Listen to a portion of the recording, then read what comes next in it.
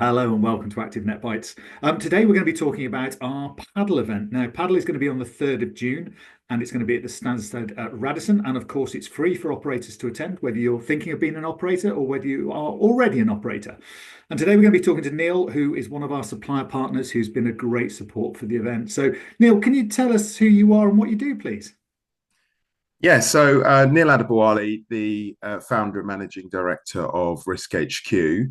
My background really is working in the insurance sector for leisure over the last 20 or so years, supporting many businesses in the leisure sector, including sort of gyms, health clubs, sports clubs, and more recently, with the development in the UK market, the paddle sector as well, and working very closely with many paddle club operators. Fantastic. I think actually, Neil, you might have been the first person I ever played paddle against.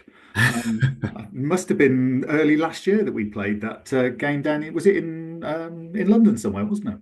I think our event at Slough, would it Oh, have that's been? right. Yeah, Slag. Yeah, Yeah, yeah, yeah, yeah. fantastic. Excellent. Yeah, no, it's a great sport. Really enjoy it. So, is there any differences between the insurance elements of, let's say, a paddle club and a fitness club? Are you seeing differences in the approach and what people are looking for?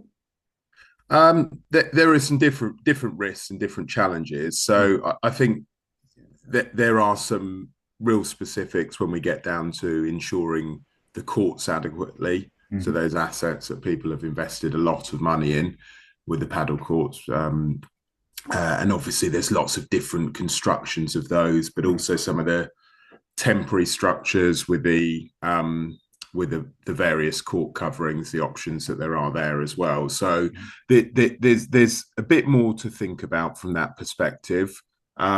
But at the same time, we don't have when we insure gyms, there are other risks that Mm, we need to consider on the gym floor which aren't present in a paddle club. Obviously, we do have paddle club operators that also have gyms as well, mhm. and obviously, therefore, we're combining all of those risks together in under one policy. But absolutely, there are some specifics. I guess it's a case we've been learning from our experience of the leisure Right. sector. We've worked with tennis clubs, which is probably obviously Mm, the closest comparison. mm. But again, important differences there. But also just our general experience working across leisure over that time that sort of enabled us to have the insight into what operators are going to need going forward. Okay.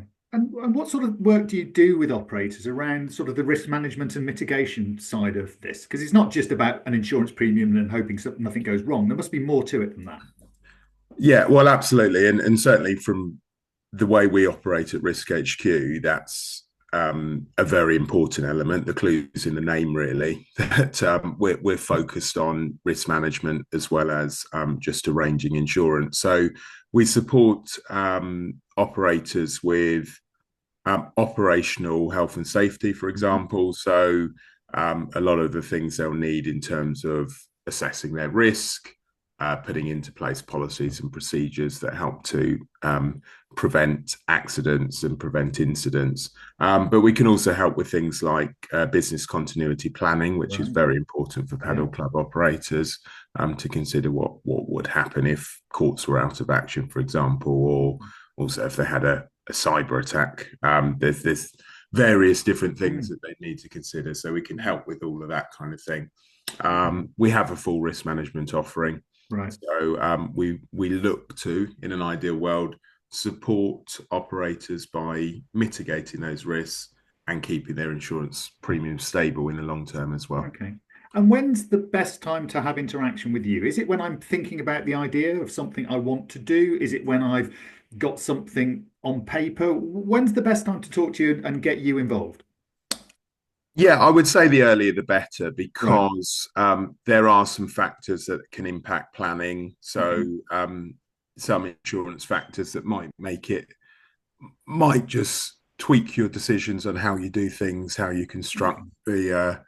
the courts, but also locations that you're looking at and so on. Most of the time, insurance isn't going to impact that, and we'll obviously Mm. tailor anything to Sure. to how an operator wants to implement their site. but it's far better to have that conversation. So you're going in, you've got that idea in your business plan as well of Yeah. what you need. So we interact very early. We do consultancy with operators that haven't even got a location Right. fixed yet. So we're Okay. happy to have a conversation, I say, just to help with the business plan or anything at that stage.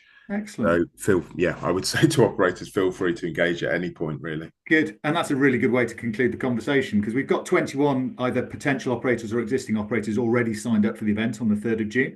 We're looking for more supplier partners like you that can support them and help them create great experiences. So, Neil, thank you so much for your time, and we will see you at the Radisson. Take care. Fantastic. Looking forward to it. Thanks, David.